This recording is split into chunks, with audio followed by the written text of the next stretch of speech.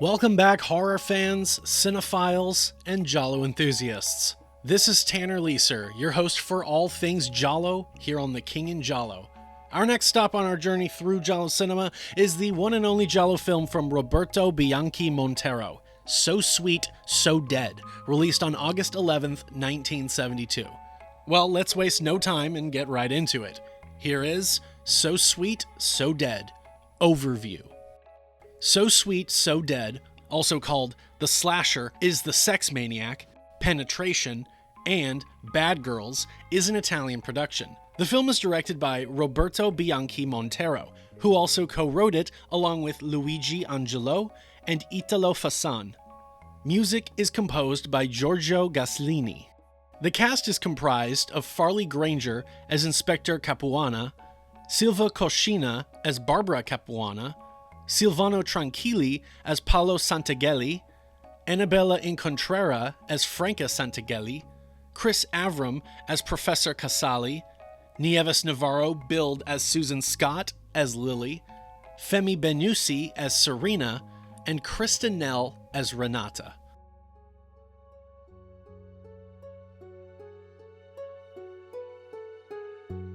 The plot follows Inspector Capuana as he investigates a series of brutal murders targeting unfaithful wives. As fear spreads across the city, Capuana is pulled into a murky world of adultery, secrets, and social hypocrisy. With a growing list of suspects and public pressure mounting, he's unaware that the case may hit closer to home than he ever imagined.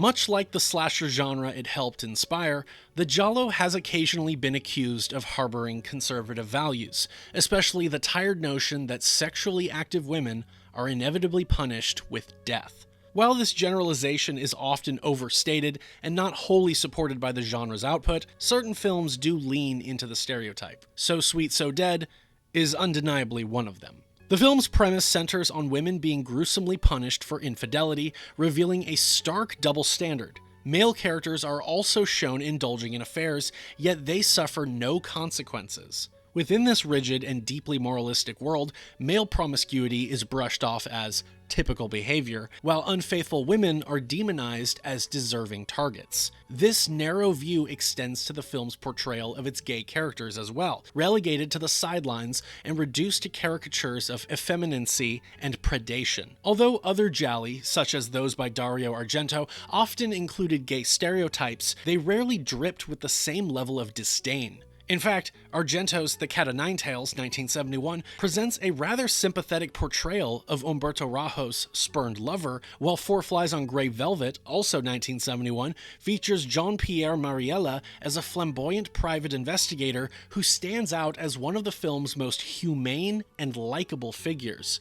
So Sweet, So Dead, on the other hand, offers no such empathy, though it's possible these attitudes were inserted more out of a lazy convention than any clear ideological stance.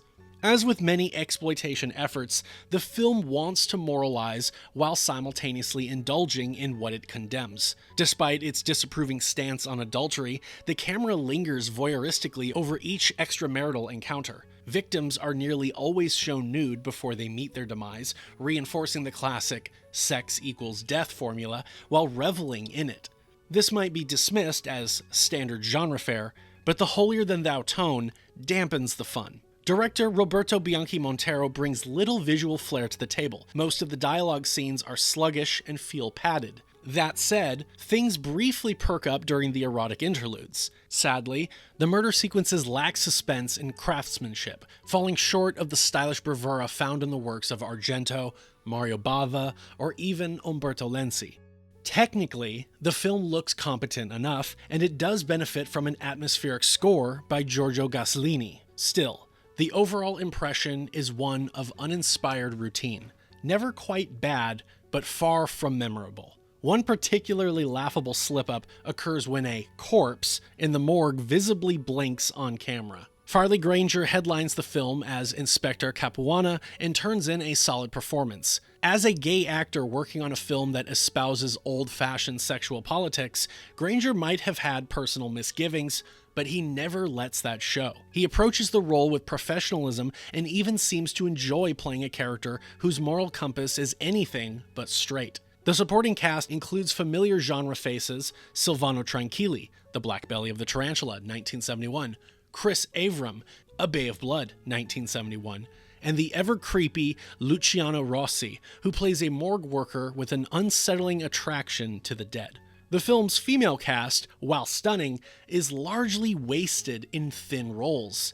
Sylva Koscina, The Crimes of the Black Cat, 1972, does her best with the role of the inspector's unfaithful wife, while Femi Benusi, Hatchet for the Honeymoon, 1970, and Krista Nell, The Red-Headed Corpse, 1972, are mostly there to disrobe. Nieves Navarro, Death Walks at Midnight, 1972, brings some energy and eroticism, but like the others, she's underused. This ensemble deserved richer material. Roberto Bianchi Montero, born in 1907, started his film career in the late 1930s as an assistant director before helming his first film in 1943. A textbook example of a journeyman, Montero dabbled in a variety of genres without ever making a distinctive mark. His resume includes Mondo documentaries, Africa's Sexy, 1963, spaghetti westerns, Two Faces of the Dollar, 1967, war films, The Battle of the Damned, 1969, and even hardcore pornography, Caligula's Hot Nights, 1977.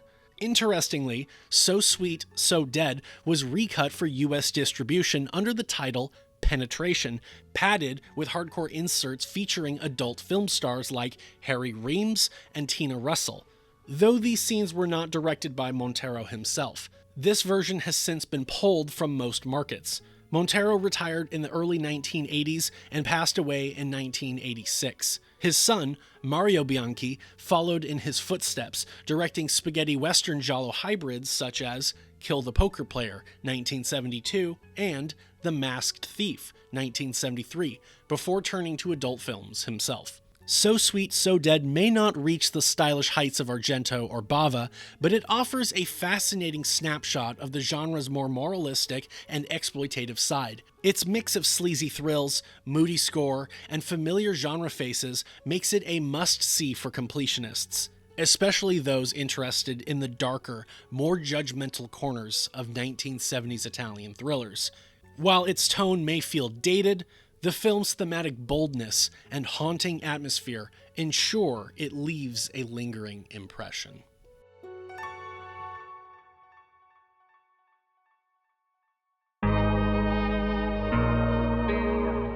Thank you for watching this overview video. As of the time of recording this, So Sweet, So Dead can be found on Tubi, plus on many sites. Don't forget to support these movies by buying them on physical media wherever possible.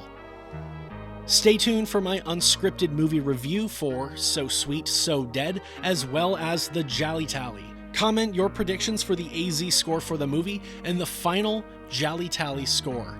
Thank you very much for your continued support. This is Tanner Leeser for The King in Giallo, and if nothing else, I'll see you next time.